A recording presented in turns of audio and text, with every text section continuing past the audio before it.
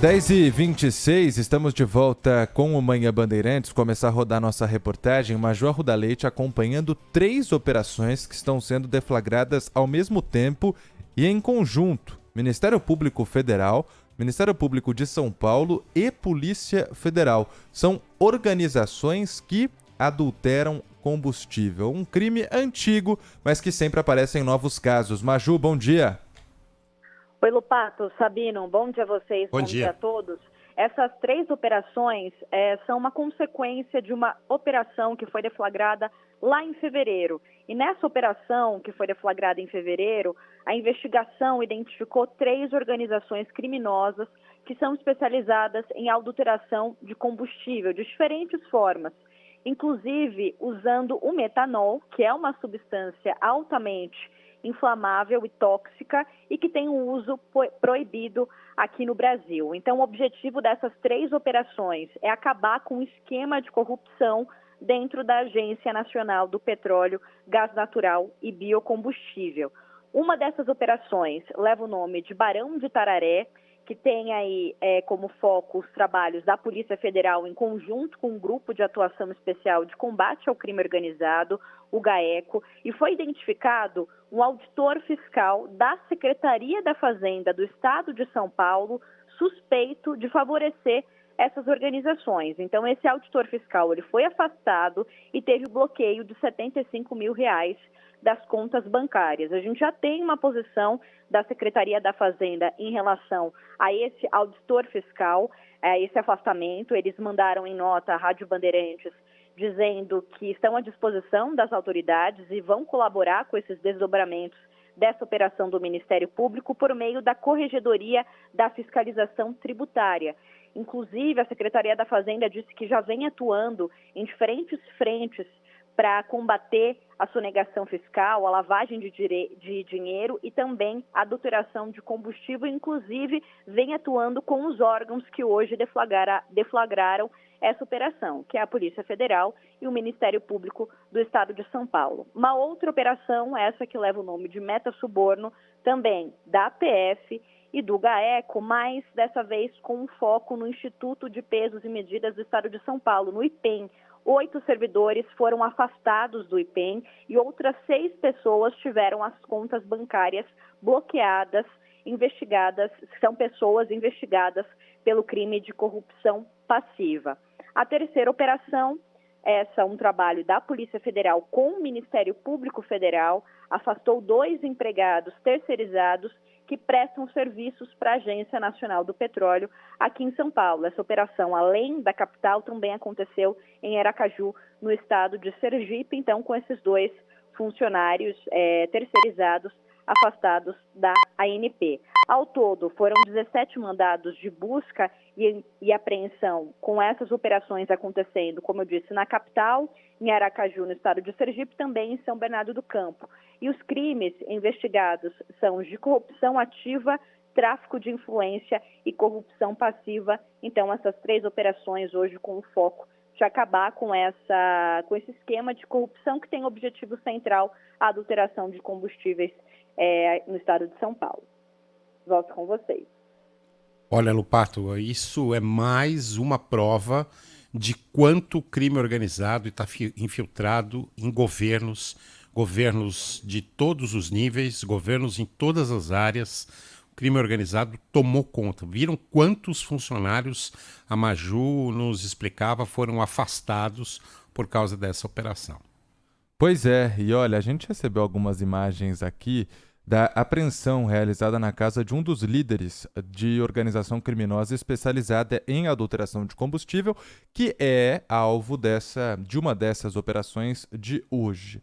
Olha, são montantes de dinheiro, mas muito dinheiro mesmo, quase uma mesa de jantar inteira de dinheiro, joias, ouro para tudo quanto é lado, Sabino. Tem aqui um colar que tem ali no meio do colar um leão de ouro enorme.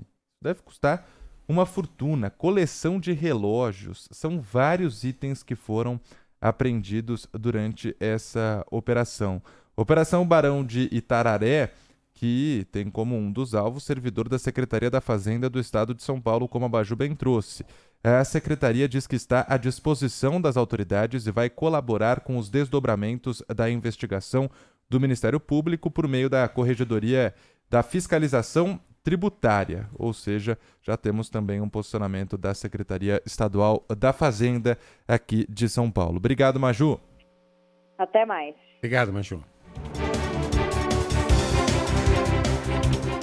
E para falar sobre esse assunto, nós estamos em contato com o presidente do Instituto Combustível Legal, o Emerson Capaz.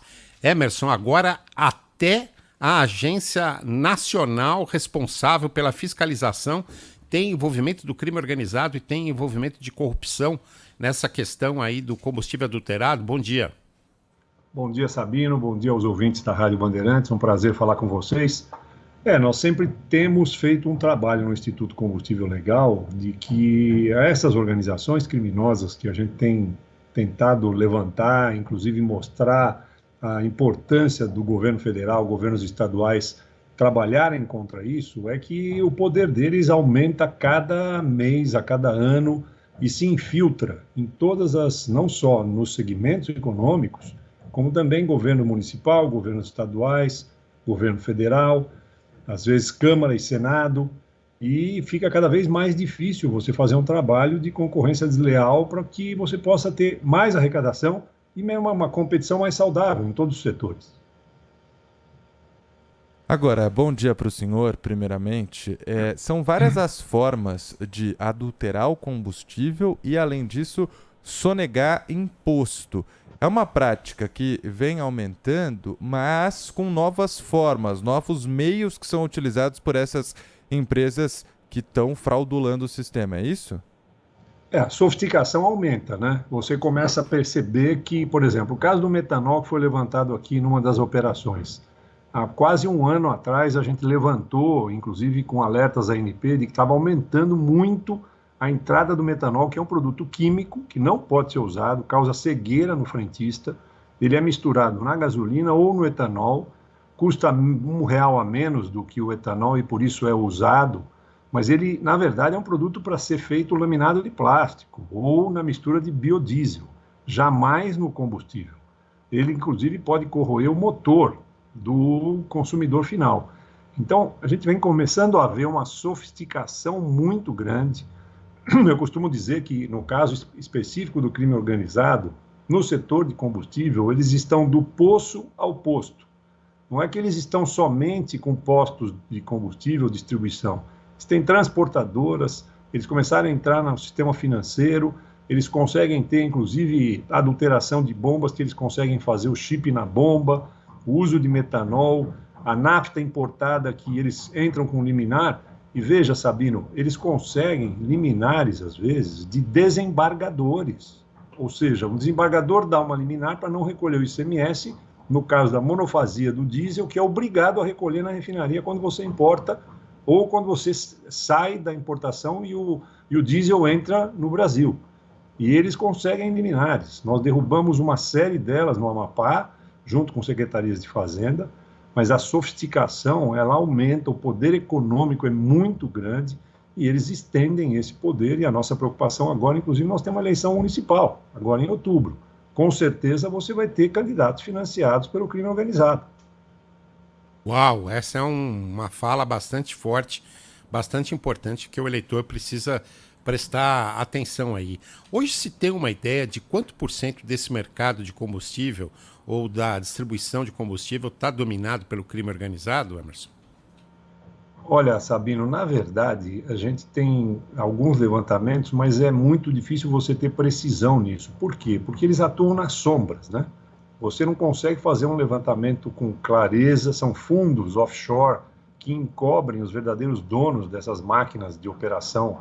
No nosso setor, especificamente no setor de combustível, a estimativa que se tem, e o governador de São Paulo já falou sobre esse número, é entre 1.000 e 1.100 postos no Brasil inteiro, não só em São Paulo. Eles saíram de São Paulo, foram para o Nordeste, entraram no Centro-Oeste, compraram inclusive algumas usinas já, 3 usinas em São Paulo, algumas usinas no Centro-Oeste. Isso com essa aproximadamente 1.000, 1.100 postos, significa que eles são a quinta força de distribuição de combustível no país. Né? Tem os 4 maiores e depois vem o PCC, E a infiltração deles com esse poderio aumenta cada vez mais. Portanto, eu quero saudar essa operação, tanto da Polícia Federal, do Ministério Público, dos GAECOS. É extremamente importante que você consiga saber e diferenciar dentro da máquina do Estado o joio do trigo. Porque há muitas das operações e muitas das coisas que são feitas com a ajuda do Ministério Público, com a ajuda das secretarias de Fazenda.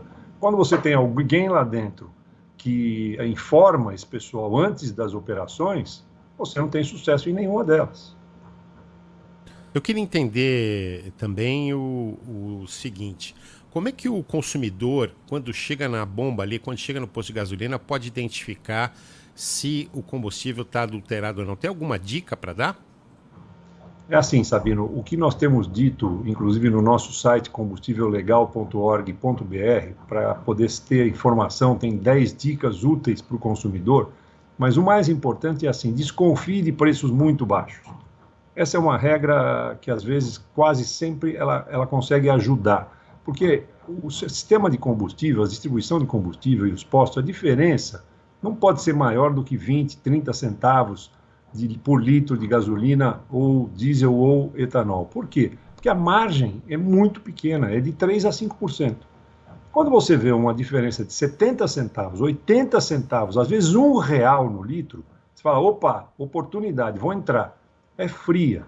Na minha opinião, aí é um dos mecanismos em que você tem que desconfiar.